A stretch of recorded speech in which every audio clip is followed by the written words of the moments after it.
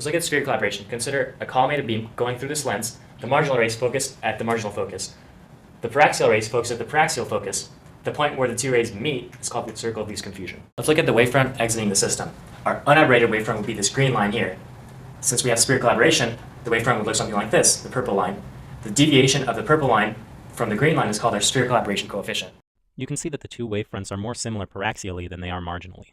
So in a perfect system, every ray would come to focus on one image plane at the same point from a collimated source. However, that's not the case. In this case, if we were to put one plane down, you can see rays would hit that plane at different spots. The distance between that ideal plane, or point on that plane, and where a ray actually hits is your ray error. To understand ray fan diagrams, consider one ray going through our exit pupil. At the image plane, it should ideally end up with that red dot again, but it doesn't because of aberrations, and so it ends up at the blue dot, and it shifts by epsilons of y and epsilons of x.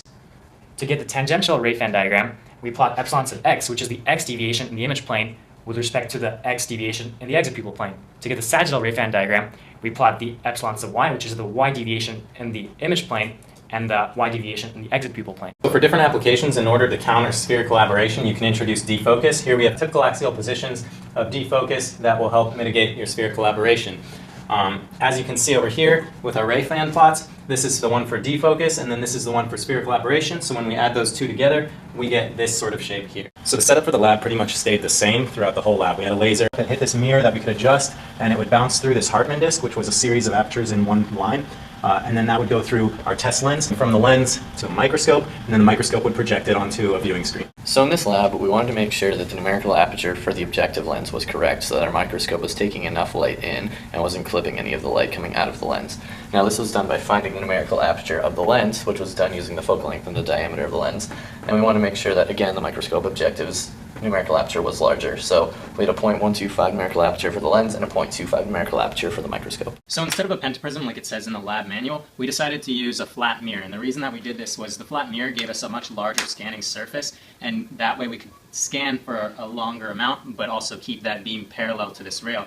Whereas this pentaprism, we were constantly having to adjust the actual prism, and getting that just right took up more time than we would have wished. We adjusted this mirror so that this laser would go through the very far edge hole of the Hartmann disk, and that way it would hit the edge of this lens, which in the very first part was a different shape factor, and then it would focus to a point here, and we would move the microscope axially until we got a nice spot centered on the crosshairs on the viewing screen. If it was at marginal focus, it should be centered on the crosshairs for both the edges and the center hole. So once we found that marginal focus, we then adjusted this mirror from the edgemost inwards to get the laser through each hole, and we would mark the corresponding center of the projected dot on the viewing screen. And as we translated it through those dots, the spot would move. So when we marked those centers, we could get relative distances, which would give us an approximate ray fan plot hitting the viewing screen, and that gives us our ray error, which we're plotting. We still keep the microscope at the marginal focus. And what we do is we translate this mirror back here so that way the beam translates and goes through each individual aperture of the Hartmann disk. At each aperture, we then translate the microscope laterally, so perpendicular to the rail, to make the spot center on the crosshairs. So we started at the marginal focus, and we would translate our mirror so that we would move through the Hartmann disk.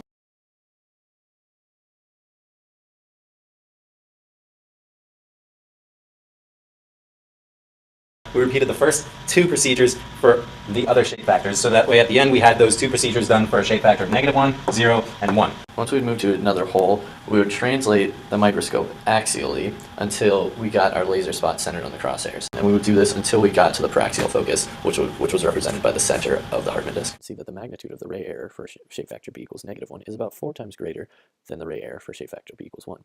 Now for b equals 0, it is about twice the magnitude of that of b equals 1.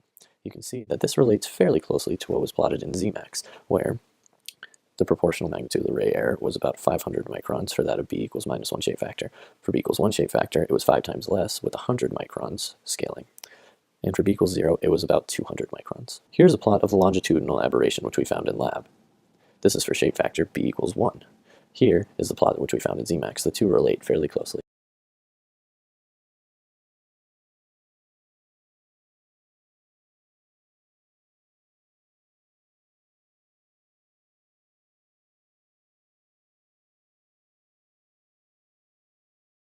In order to calculate our spherical aberration coefficient, we plugged in our known lens data into this equation and solved it for the 3 different shape factors. Our results are here.